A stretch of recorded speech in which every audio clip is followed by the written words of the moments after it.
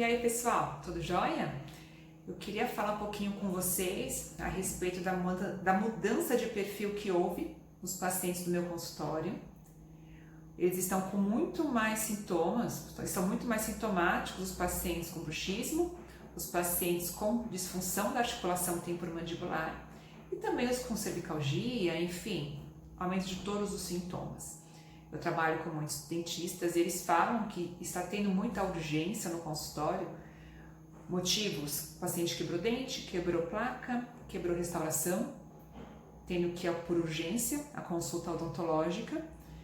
E é sobre isso que eu vou falar com vocês. Meu nome é Ana Carolina Cap e eu vou estar contando um pouquinho com vocês como que a ciência, como é que podemos justificar esses sintomas nos pacientes com bruxismo e com DTM.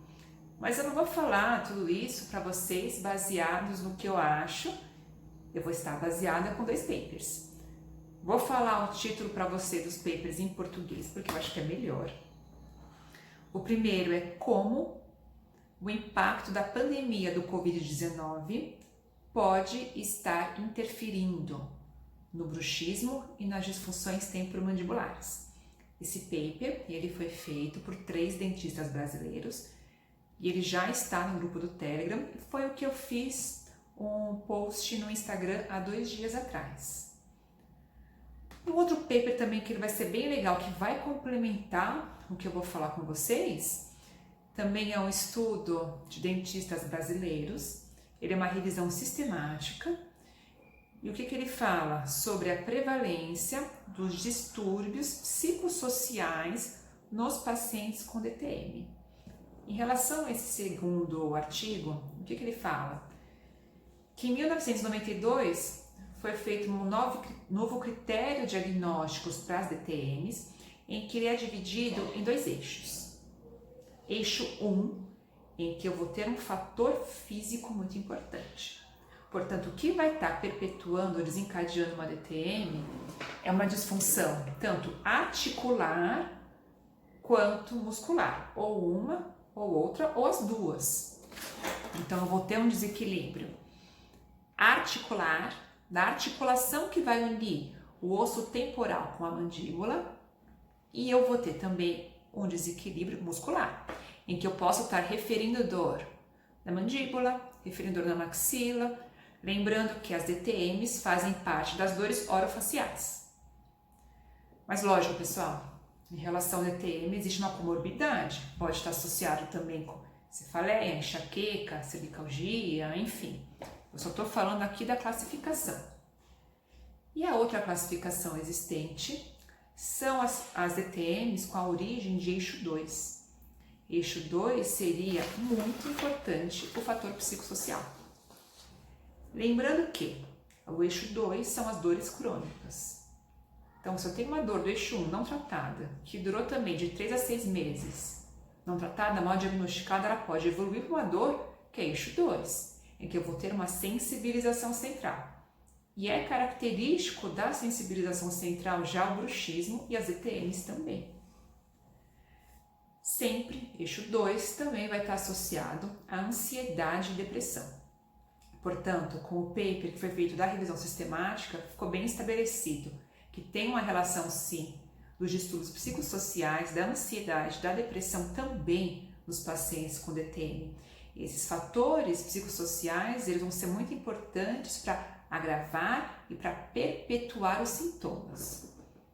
Então, como é que nós estamos, ou nossos pacientes estão reagindo frente à pandemia, frente ao isolamento social, frente ao medo de morte, o medo de ficar doente, frente à instabilidade financeira também, que é um fator muito importante que nós estamos passando.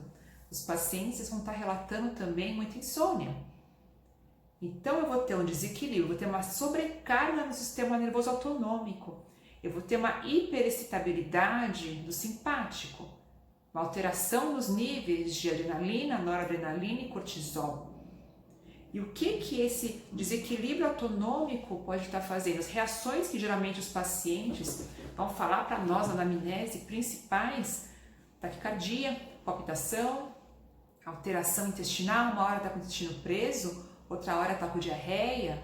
Os pacientes também podem estar relatando mãos frias, com sudorese, palidez de rosto, a gente pode estar observando neles, vão estar também relatando uma hora estão com calor, outra hora estão com frio.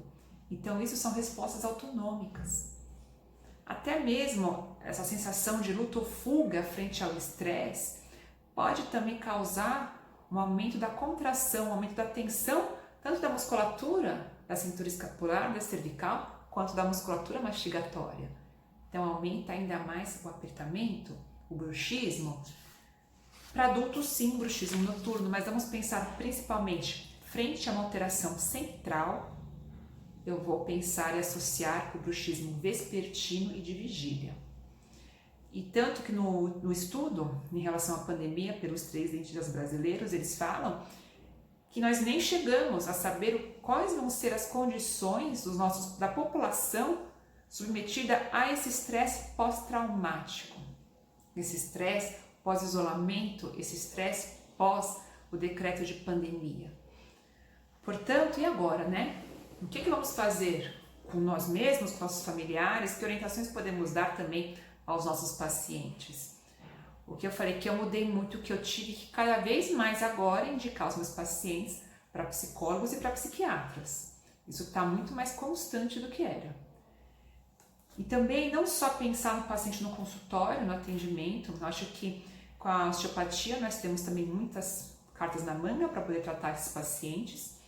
Mas orientação em relação a aplicativos de biofeedback, para os pacientes estarem sempre pensando como é que está a posição da língua, como é que está o apertamento dentário, como é que está a minha respiração, eu estou em apneia, não estou em apneia, em relação à alimentação, em relação ao sono, orientação em relação também à dieta, indicar também para o nutricionista. Portanto, agora, quanto mais ainda é necessário a transdisciplinaridade. E eu quero, por favor, que vocês deixem algum comentário, alguma dúvida que tiverem.